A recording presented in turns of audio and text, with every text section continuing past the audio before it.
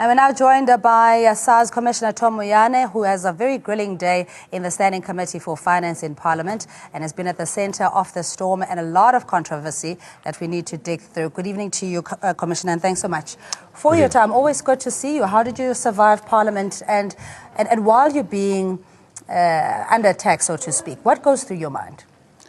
Well, we do the right thing, and certainly it is our duty because we are the tax and customs administration, and therefore ours is to effectively and efficiently collect all revenue due. So that's our mandate.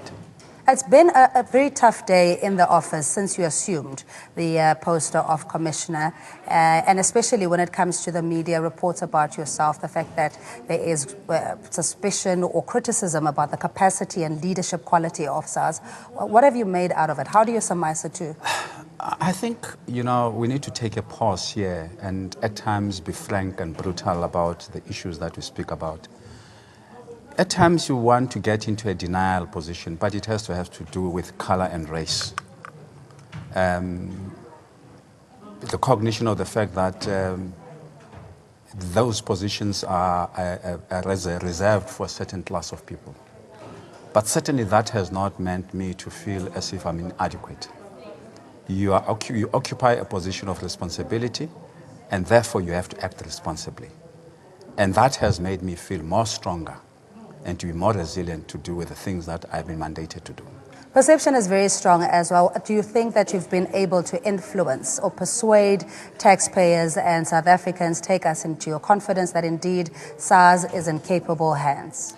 Well, I can say with all the great accolades and great appreciation that the fact that we have in 2 consecutive years brought $1 trillion into revenue kit is a confirmation of the confidence of the taxpayers in particular.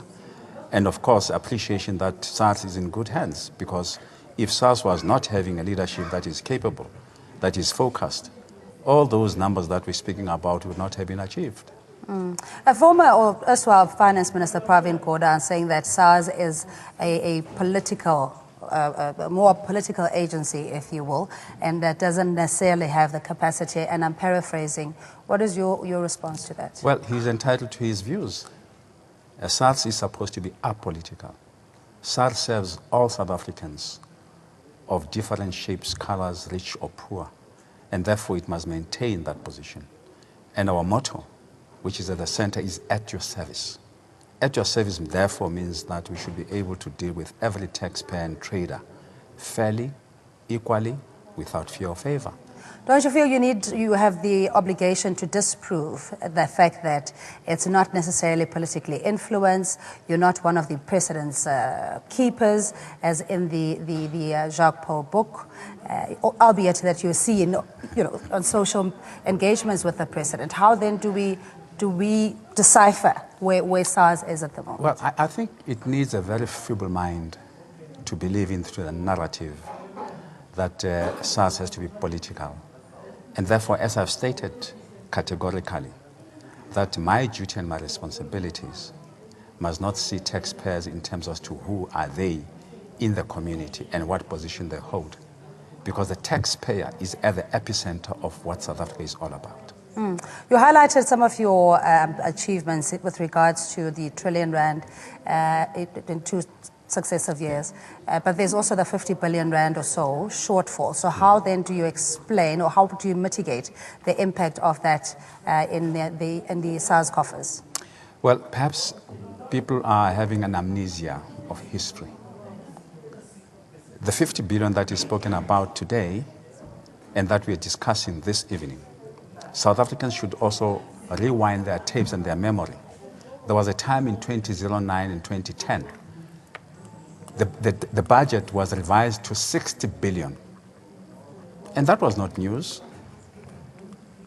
Now 50 billion that you were talking about as a revision is not a number that is just taken pie from the sky. It is influenced by the economic conditions that are prevailing in the country. And for us to be able to, the minister to announce that number, he was informed by a committee, a team of people whom we called ROC, a Revenue Analysis Working Committee, which comprises of SARS, the Reserve Bank, and 2 committees from the National Treasury who have a very broad look into the economic landscape, look into macroeconomic factors. Bear in mind that when the target that we are looking at this particular point in time was set in February by the then minister of 1.265 trillion, it was pegged against the GDP growth of 1.3%. All of us know, not unless we purposely want to forget the fact that the South African economy has contracted. It is now performing at 0.7%. And therefore, the committee therefore advised the minister that we need to revise the target by 50 billion. So it is a factor of those numbers. You know, companies are downsizing, bonuses are not paid, lots of retrenchments. The levels of unemployment in South Africa is sitting at 27.7%. And that 27.7% has a concomitant impact on pay as you earn, because you have a number of people who are not working. So you're saying that this is not indicative of your failure as SARS and Commissioner in your inability to be able to collect revenue tax, and secondly, the fact that the capacity of SARS executives whom were dismissed has left a vacuum in that capacity. Well, let's contextualize the 50 billion. I think it's important so that people don't forget about it. The 50 billion is a revision as a result of poor economic performance. The 50 billion is a result of a recession that we came out of from.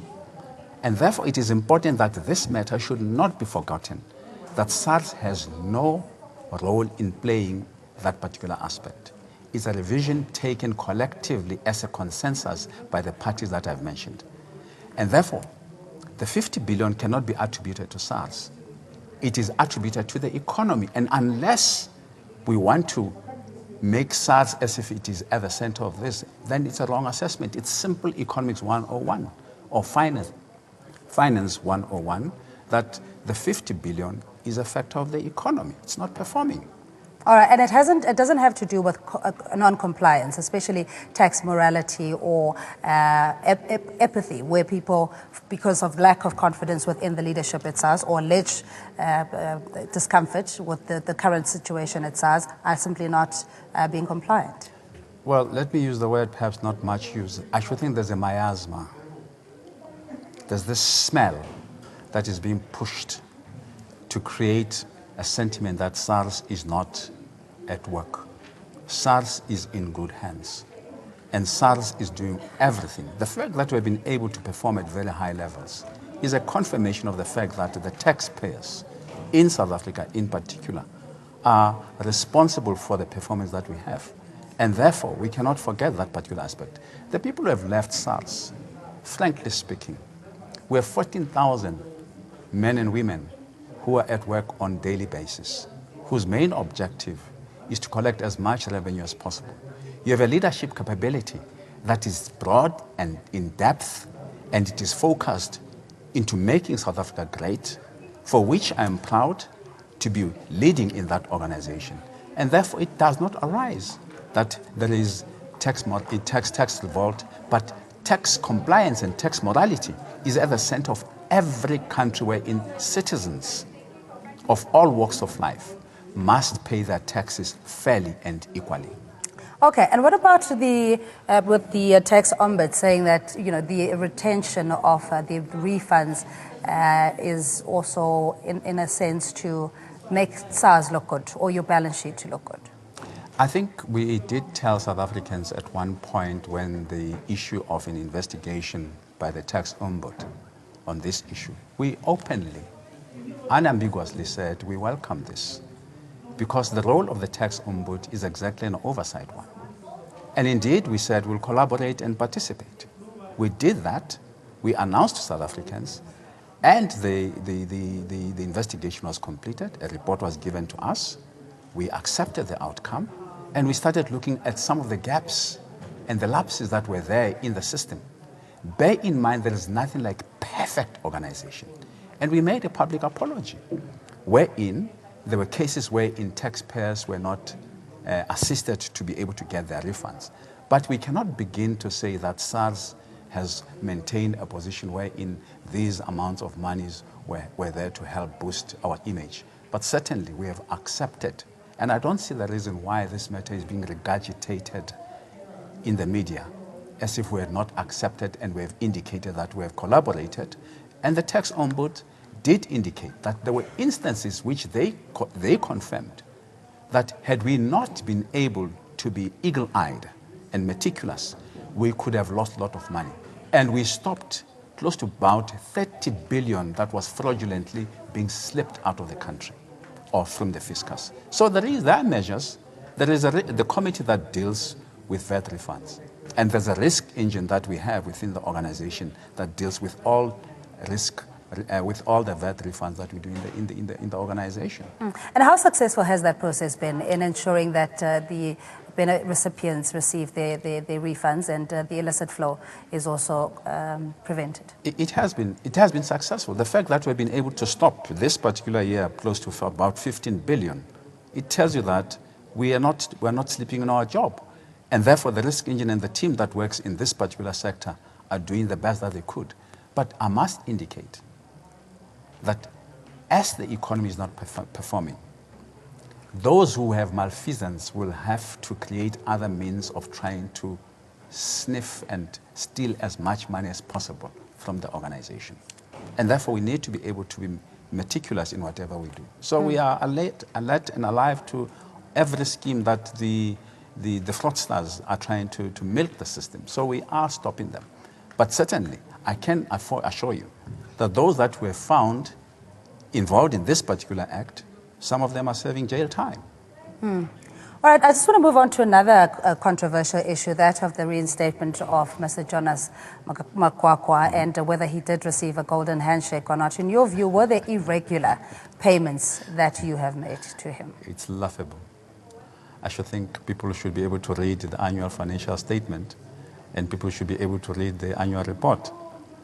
Mr. Makwakwa received his bonus in the financial year which ended 2016-2017. For the current financial year, which ended now, Mr. Makwakwa was not paid any bonus. So people should go back and read.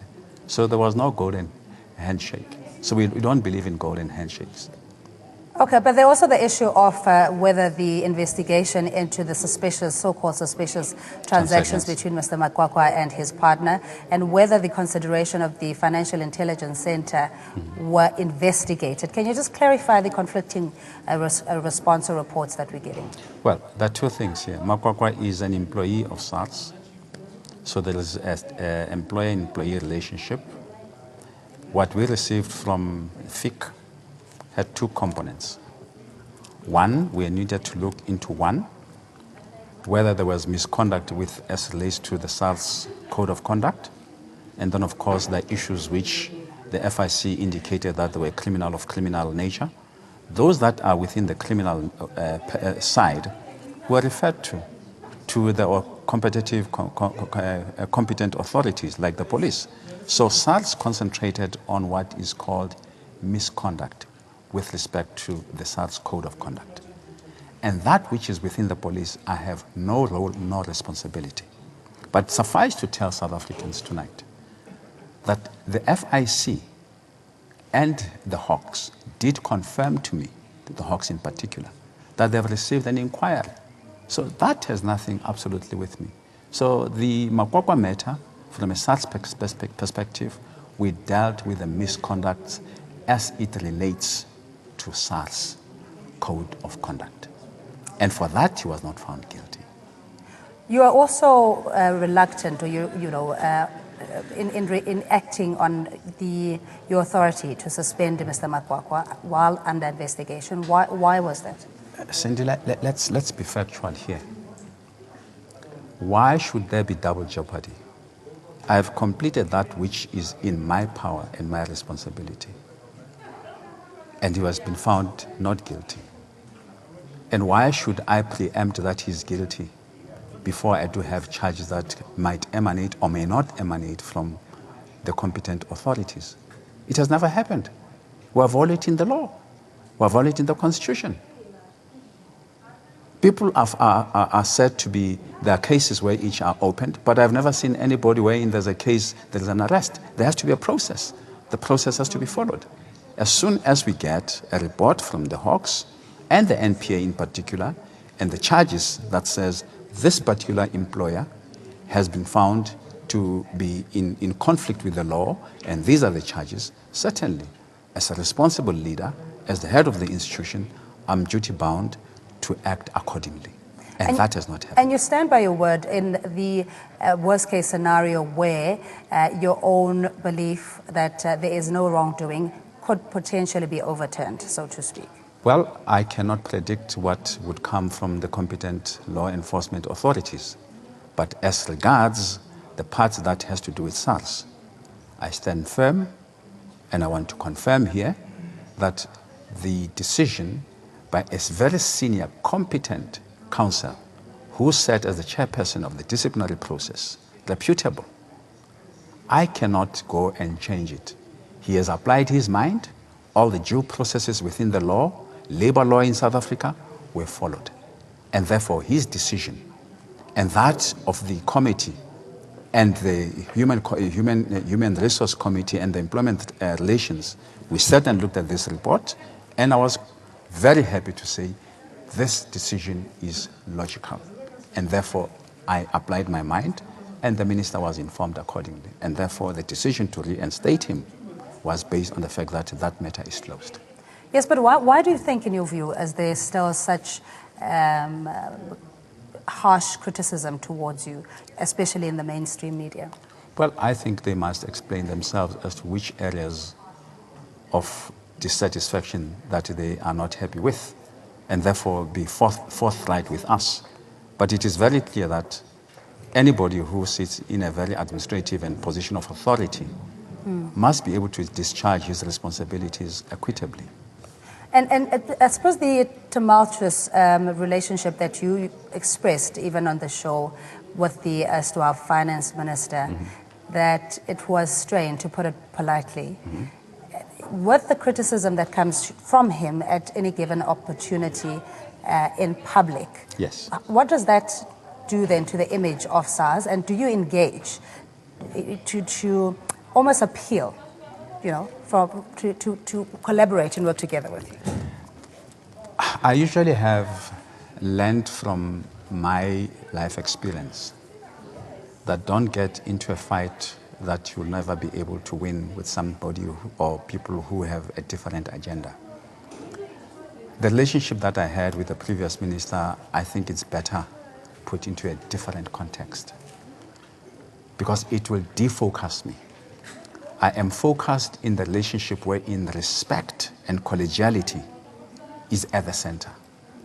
And I can say here without any form of contradiction that I have what you call a cordial, healthy relationship with the minister. And that makes life much easier. We may differ, but we differ in a collegial manner. So any other thing for me does not make, I don't want to go back into history because that history does not make me to grow. But we realistically speaking, though, cordial being one thing, yes. Suppose you don't report to him, that makes a huge difference. You no longer belittled or feel that you are being disregarded in what you are supposed to do. Is that the kind of distance that you're speaking about, in the sense that you don't necessarily have to engage anymore? Well, I engage with the minister. And when we engage on substantive issues.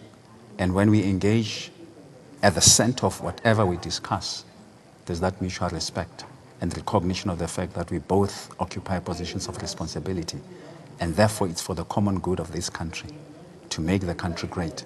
And therefore, my responsibility to him as the executive authority is to deliver at the end of the day that for which I've been appointed for. And if I fail, there will be huge problems because the government will not be able to fulfill its programs. So it is important, therefore, where we differ with take into account that we differ from a perspective of, we might be having different perspective of what the differences are, but being capable of coming back and saying, our differences, I think they were not so major and material. This matter can be resolved. Yeah, I was still speaking about the erstwhile finance minister, or the former finance minister, with regards to the allegations that there were frivolous charges against him around the rogue unit and his involvement in it, and that you were at the center of it all. I think it's pure lies. Never opened a charge against him. Never. I should think South Africans should open their eyes.